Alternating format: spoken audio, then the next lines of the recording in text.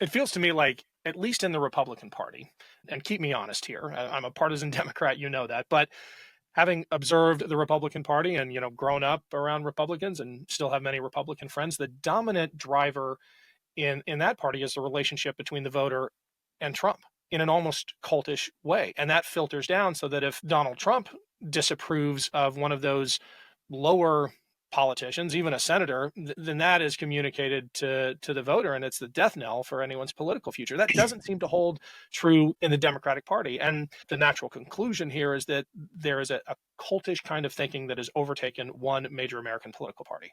Well, let me say this about all that, because when I was in office, I worked very, very hard to work with Republicans and have good relations with my Republican colleagues. And back when I was Attorney General in Arkansas, I'll be honest with you, I went to the national Attorney General meetings. I didn't even know who was a Democrat or Republican because I didn't care, truly.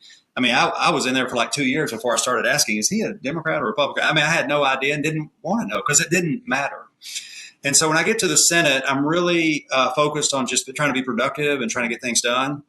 And I'm one of those that I'm a Democrat, lifelong Democrat. I will be a Democrat till the day I die. But at the same time, I know that Democrats don't have a monopoly on good ideas. And I know that there's some things that the Republicans advocate for that, I think are good, or at least have the germ of good ideas. Let's put them together. Let's find a compromise. Let's do something good for the country and have some unity.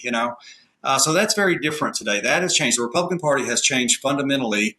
And I'll say this, that as a Democrat, I acknowledge that the Republican Party, the grand old party here in the U.S., is one of the great American institutions.